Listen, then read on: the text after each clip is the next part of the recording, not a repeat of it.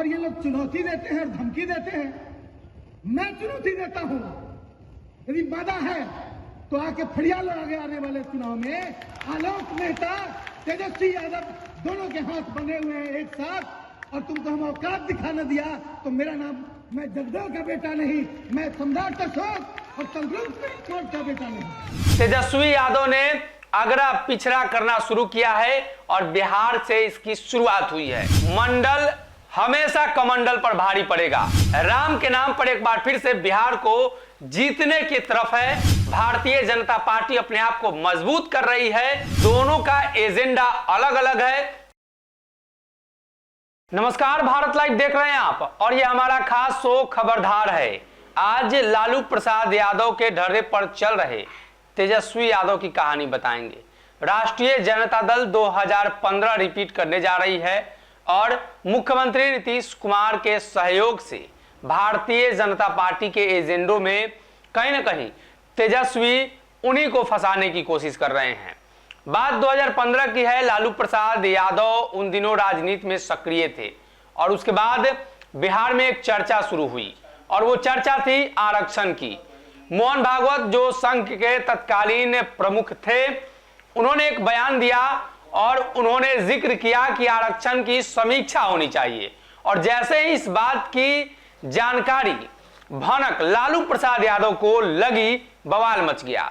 एक छोटे से कॉलम में छपा, अखबारों के पन्नों में गुप्त रूप से वो बयान, और कहीं ना कहीं उस बयान का जिक्र बिहार में या देश में कोई नहीं कर रहा था, लेकिन लालू प्रसाद यादव को उस बयान की भनक लगी और उसी समय लालू प्रसाद यादव ने हाजीपुर सहित कई जगहों से ऐलान किया कि नरेंद्र मोदी को भगाओ, आरक्षण खत्म कर देगा। देश के प्रधानमंत्री नरेंद्र मोदी की ताबड़तोड़ रैलियां बिहार में हुई। 2014 के प्रचंड बहुमत के बाद नरेंद्र मोदी को बिहार में रोक दिया गया और चर्चा चली कि लालू प्रसाद यादव ही नरेंद्र मोदी और भाजपा को रोक सकते हैं। लेकिन आखिर लालू प्रसाद यादव को कुछ ही दिनों बाद राजनीति से किनारा कर दिया गया। तेजस्वी पर आरोप लगे और भ्रष्टाचार के मामले में बिहार के तत्कालीन डिप्टी सीएम तेजस्वी यादव की सरकार गिर गई। नीतीश कुमार ने तेजस्वी यादव के मुंह पर करारा तमाचा मारा और बता दिया कि तेजस्वी और लालू सब भ्रष्टाचारी है। उसके बाद नीतीश कुमार भाजपा के साथ आ गए। फिर से एक बार नीतीश कुमार तेजस्वी के साथ गए हैं। शायद तेजस्वी पर लगे भ्रष्टाचार के आरोप को कोर्ट ने क्लीन चिट दे दिया हो या नीतीश कुमार उन आरोपों को भूल चुके हों। लेकिन एक बार फिर से बिहार के डिप्टी सीएम और युवा डिप्टी सीएम, 20 लाख रोजगार वाले deputy CM, A to Z की राजनीति वाले डिप्टी सीएम अब अगड़ा पिछड़ा की राजनीति में विश्वास करने लगे हैं। तेजस्वी यादव ने अगड़ा पिछड़ा करना शुरू किया है और बिहार से इसकी शुरुआत हुई है। प्रधानमंत्री मोदी और भारतीय जनता पार्टी को रोकने में अक्षम महागठबंधन में कहीं ना कहीं तेजस्वी की एक योजना बनाई गई और तेजस्वी की उन्हीं योजनाओं में यह तय हुआ कि 2015 दोहराया जाएगा। इसके पहले 2019 के चुनाव में लालू राजनीति के हाशिए पर थे। लालू प्रसाद यादव बिहार से बाहर होने के कगार पर थे और लालू की तस्वीरें नहीं लगाई गई। बिना लालू की तस्वीरें तेजस्वी यादव ने चुनाव लड़ा और नीतीश कुमार ने लालू पर तंज कसते हुए बिहार से भारतीय जनता पार्टी को पूर्ण बहुमत दी। यानी एक सीट को अगर छोड़ दिया जाए लोकसभा की तो उसके बाद 20 के चुनाव में नीतीश पर एंटी इनकम्बेंसी भारी पड़ी और नीतीश के खिलाफ लोगों में रोष। चिराग पासवान का आक्रामक तेवर, उपेंद्र कुशवाहा का नीतीश के वोट बैंक में सेंधमारी नीतीश कुमार को महंगा पड़ा। अब आते हैं 2022 के अंतिम कालखंड में, जहां तेजस्वी के एक मंत्री ने बयान दिया। शुरुआत सुधाकर सिंह से हुई और कार्तिक मास्टर से हुई। दो मंत्रियों का इस्तीफा, दोनों सवर्ण समाज के, तो A to Z तेजस्वी का ध्वस्त हो चुका था और नीतीश उसे ध्वस्त करने में सक्सेसफुल रहे। सरकारें तो बनी, तेजस्वी दोबारा सरकार में आए, लेकिन तेजस्वी यादव बतौर नीतीश कुमार के असिस्टेंट काम कर रहे हैं। अब बिहार में सरकार के शिक्षा मंत्री का बयान सामने आ जाता है रामचरितमानस पर, जिसके बाद देश के उन 10% सवर्णों में खासतौर पे जो जिक्र आलोक मेहता ने किया उसमें रोष दिखाई दिया। देश के उन तमाम लोगों में रोष था जो राम को मानने वाले हैं। आलोक मेहता ने एक बार फिर से अगड़ा पिछड़ा की राजनीति शुरू की और जिसकी शुरुआत राष्ट्रीय जनता दल के पार्टी कार्यालय के अंदर शिवानंद तिवारी, जगदानंद सिंह और उदय नारायण चौधरी के बीच तीखी नोकझोंक के माध्यम से हुई। उसके बाद सरकार में आलोक मेहता की वापसी हुई, यानी सरकार के मंत्री आलोक मेहता की बयानबाजी शुरू हुई। वह आलोक मेहता जो बयानों से बचते थे, पार्टी के किसी कोने में, पार्टी कार्यालय के किसी कोने में बैठकर जगदानंद सिंह की फाइलें पढ़ा करते थे, जगदानंद सिंह की फाइलों को एक जगह से दूसरे जगह रखा करते थे, वो आलोक मेहता अगड़ा पिछड़ा पर बयान देकर सुर्खियों में आ गए। उसके बाद एक नारा पुराने समय की वापस लाई गई। जगदेव प्रसाद की शताब्दी समारोह मनाया गया और चर्चा हुई कि जगदेव प्रसाद ने जो नारा दिया है उन्हीं नारों के साथ बिहार की सरकार को फतेह करना है।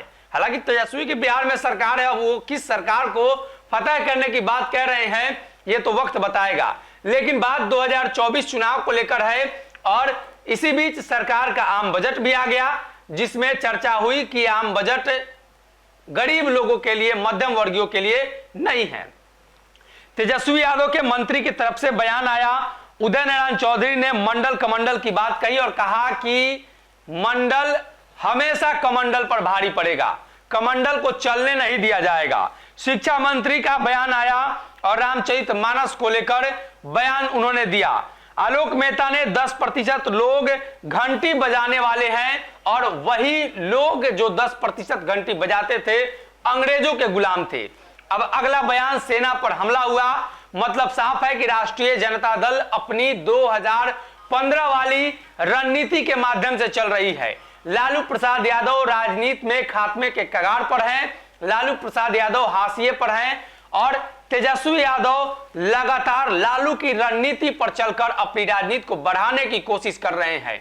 एक तरफ 20 लाख रोजगार हर भाषण में तेजस्वी का, वही दूसरी तरफ नेता मंत्रियों के द्वारा अगड़ा पिछड़ा का बयान।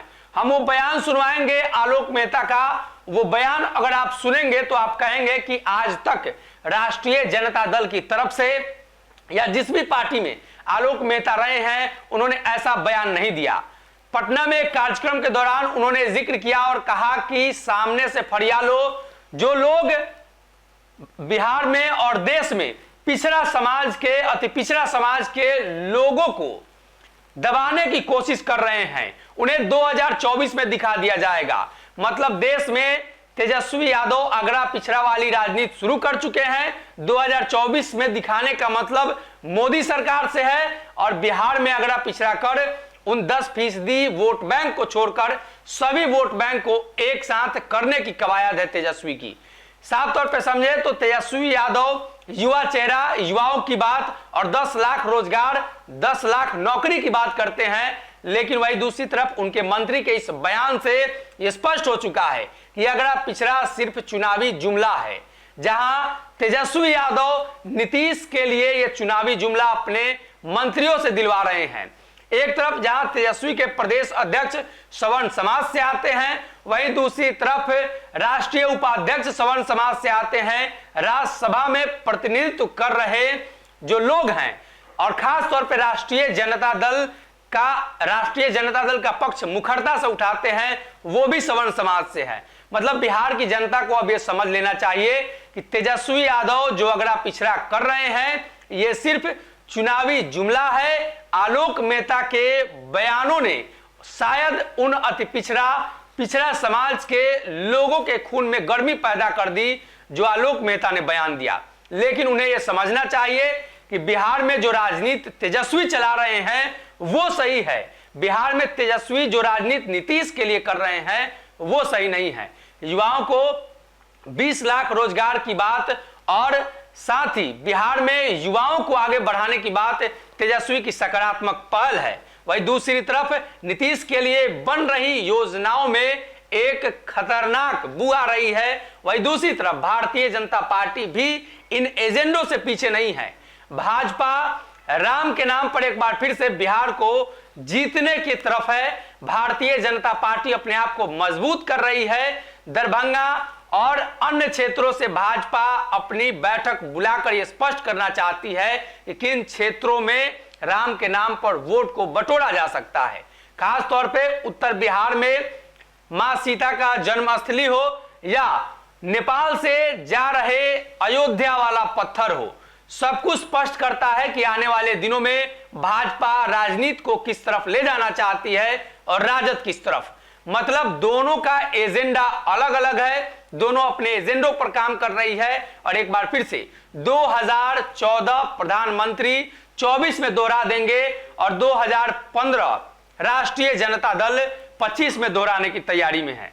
देखना यह होगा कि बिहार में डिप्टी सीएम तेजस्वी को लेकर नीतीश कुमार की सोच क्या है। नीतीश के लिए तो तेजस्वी ने सोच लिया है और बिहार में लगातार जहरीले बयान से, चाहे भाजपा हो, जदयू हो, राजद हो, लगातार एक दूसरे पर हमला किया जा रहा है। ऐसे में भारतीय जनता पार्टी अपने एजेंडों के तहत आगे बढ़ रही है और राष्ट्रीय जनता दल भी उसी तेजी से नीतीश को प्रधानमंत्री बनाने को लेकर आगे बढ़ रही है। अगर ये वीडियो पसंद आई और वह बिहार के राजनीति और बिहारियत से सरोकार रखेनी तो सब्सक्राइब बटन दबा के चैनल के सब्सक्राइब कर ली। ओजे एगो घंटी बा, ओकरा बटन दबा देला से कुल सटीक और मारक खबर रुआ मुफ्त में मिल जाई। अगर रुआ पत्रकारिता के हमनी के नया प्रयोग में सहयोग कर चाहतानी तो ज्वाइन बटन दबा दी। पेटीएम नंबर नोट कर ली 9386816700। धन्यवाद।